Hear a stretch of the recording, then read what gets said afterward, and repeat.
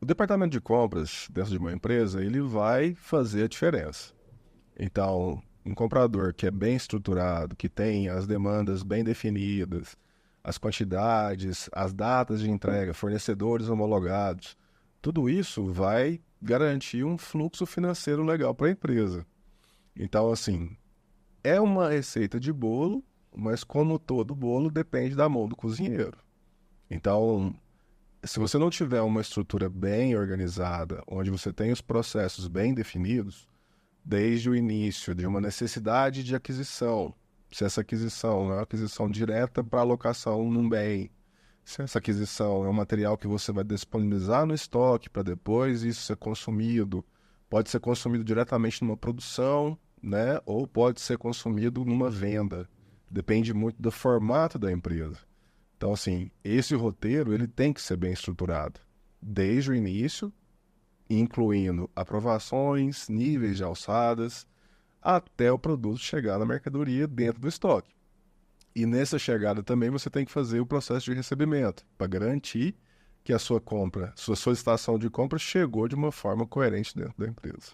Basicamente, o roteiro é: solicito, coto, aprovo, mando para o fornecedor, fornecedor despacha, recebo, faço minha conferência, dou a entrada disso na nota, e aí sim eu tenho material disponível no estoque.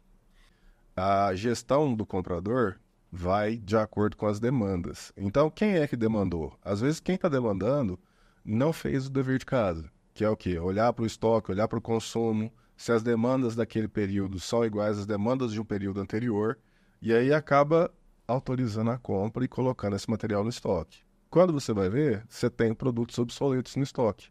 Ou seja, você tem dinheiro jogado fora dentro do seu estoque, você está vendo o material, você não vai conseguir utilizar esse material e o seu dinheiro está parado ali. Sim, é como o Roberval falou, esse fluxo que ele ilustrou inicialmente é a base da receita do, né?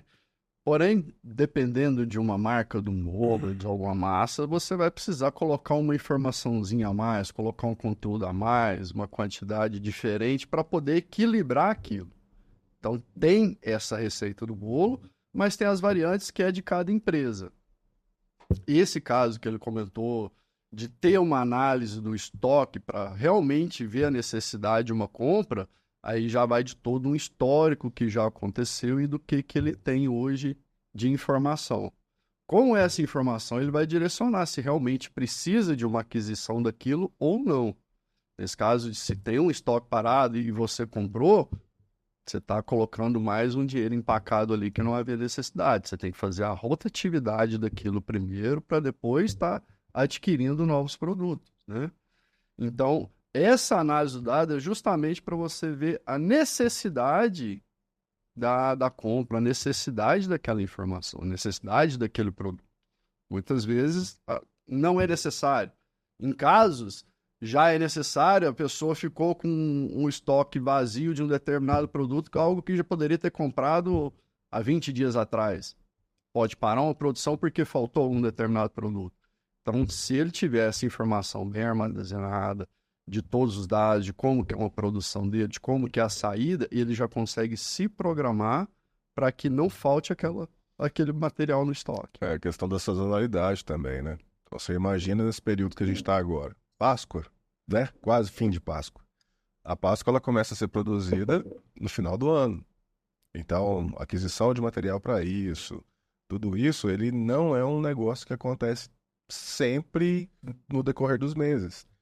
A compra é centralizada mais para o final do ano, o material tem que estar disponível, você tem que estar com essa produção bem organizada. Então, todas essas aquisições acontecem com um período com antecedência.